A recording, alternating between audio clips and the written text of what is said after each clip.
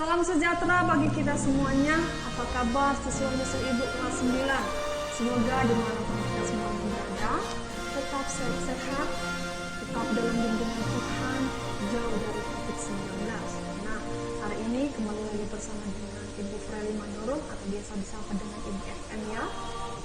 Kelas 9 masuk mata pelajaran PPKN sesuai dengan jadwal online.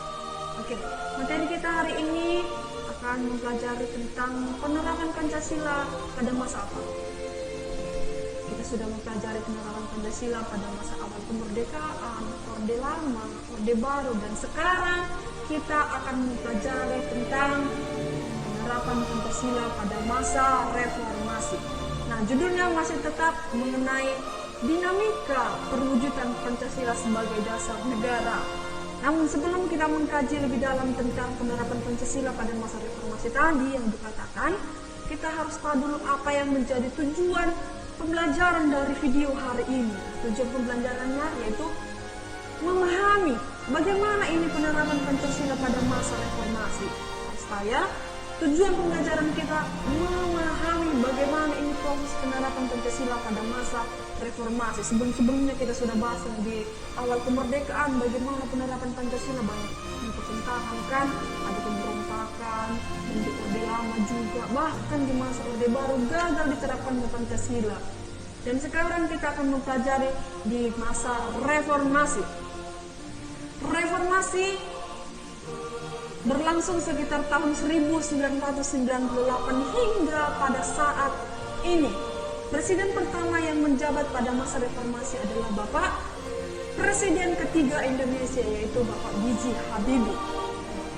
Pada masa 1998 hingga sekarang disebut sebagai masa reformasi, dan pada awal masa ini kemunduran ekonomi Indonesia dan dugaan penyelewengan terhadap Pancasila membuat mahasiswa dan masyarakat melakukan demonstrasi menuntut turunnya Presiden Soekarno.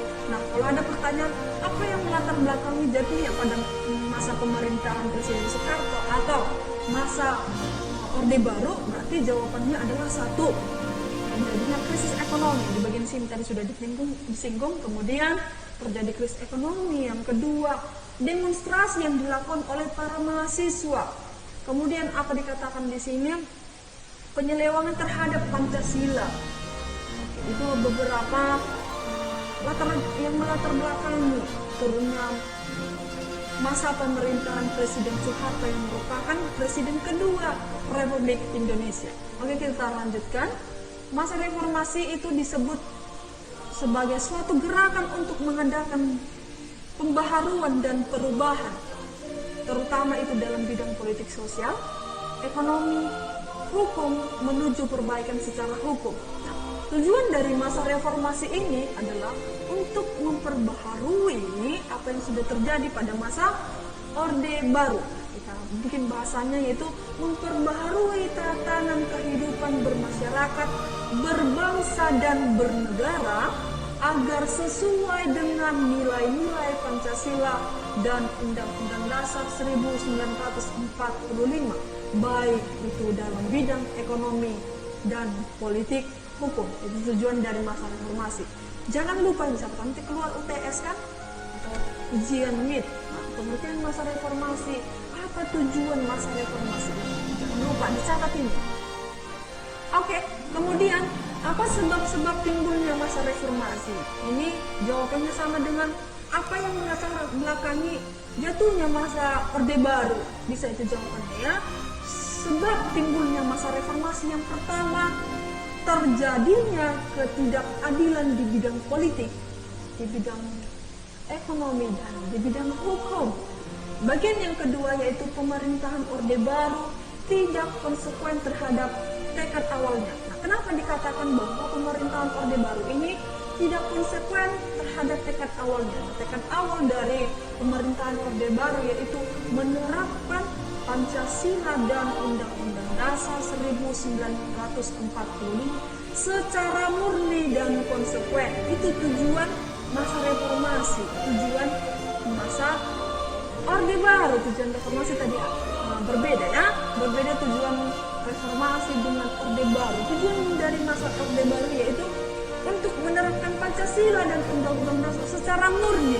Namun dikatakan di sini bahwasannya timbulnya reformasi atau mundurnya masa pemerintahan Orde Baru tadi itu salah satunya tidak konsekuen mereka untuk menerapkan tekad awalnya, dan kemudian yang ketiga terjadi krisis ekonomi pada masa itu, pada masa Orde Baru.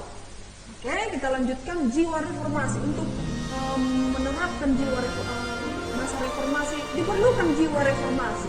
Jiwa reformasi yang dimaksud satu, mendasari jiwa reformasi adalah Pancasila. Kita hidup di Indonesia ini tidak boleh lepas dari Pancasila, karena Pancasila merupakan dasar negara kita. Kemudian di poin yang kedua, pola pikir yang objektif. Yang ketiga, segala sesuatu dikelola secara transparan, harus terbuka. Di sila yang keempat itu diwujudkannya. Kemudian bagian yang keempat, menerima kritik secara terbuka. Bagian yang di sila yang ketiga, persatuan, ya kan? Kemudian yang kelima, jujur dalam melaksanakan tugas, bisa di poin yang di sila yang ke-1. Oke, kita lanjutkan. Penerapan Pancasila pada masa ini atau pada masa reformasi ini tidak lagi diperadabkan pada pemberontakan seperti yang terjadi di masa awal kemerdekaan, terjadi pada Orde Lama. Pemberontakan apa itu? PKI, pemberontakan dari Islam, banyak pemberontakan yang terjadi pada masa itu. Namun dikatakan di sini pada masa reformasi tidak lagi kita berhadapan dengan itu, tetapi dihadapkan pada kondisi kehidupan masyarakat. Kita bertemu dengan sesama masyarakat Indonesia. Bagaimana kita mempertahankan Pancasila ini sebagai dasar negara, kan? Yang diwarnai oleh kehidupan yang serba bebas. Serba bebas di sini maksudnya meliputi kebebasan berbicara, berorganisasi dan berekspresi. Nah, karena terjadi kebebasan tadinya yang terjadi pada masa reformasi ini, ada dampak negatifnya. Apa itu dampak negatifnya? Yaitu munculnya pergaulan bebas, kemudian pola komunikasi yang tidak beretika, peredaran narkoba, minuman keras, aksi anarkisme, kemudian antar teman. Ibu tahu bahwasannya siswa kelas 9 ya, apalagi di kelas 9C masih ada itu yang saling menyebut nama orang tua temannya, saling menggurui teman. Kalau ada sedikit kesalahan teman, ini bu, dipojokkan temannya. Kalau bisa, itulah tantangan kita masa reformasi ini. Kalau bisa kita hadapin itu, maka kita sudah mampu untuk menerapkan Pancasila. Di sila yang kedua, nilai kemanusiaan, kita menghargai sesama teman. Kemudian inilah merupakan memicu terjadinya apa? Baca, perpecahan dan penurunan moral. Oke, demikian pembelajaran hari ini. Semoga materi hari ini bermanfaat, dapat diterima mulai dari pengertian masa reformasi, tujuannya, sebab-sebabnya, kemudian bagaimana ini penerapan Pancasila pada masa reformasi, dan ada dampak negatifnya, kan? Semoga dapat diterima oleh siswa-siswi ibu kelas 9 mulai dari 9A, 9B dan 9C. Semoga dapat dipahami. Jangan hanya sekedar didengar, besok sudah lupa. Dan dibuat catatan kecilnya. Kalau bisa lengkap karena ini sedikit materi kita hari ini. Semoga bermanfaat. Cukup sekian dari Ibu FM. Salam Horas, salam sehat.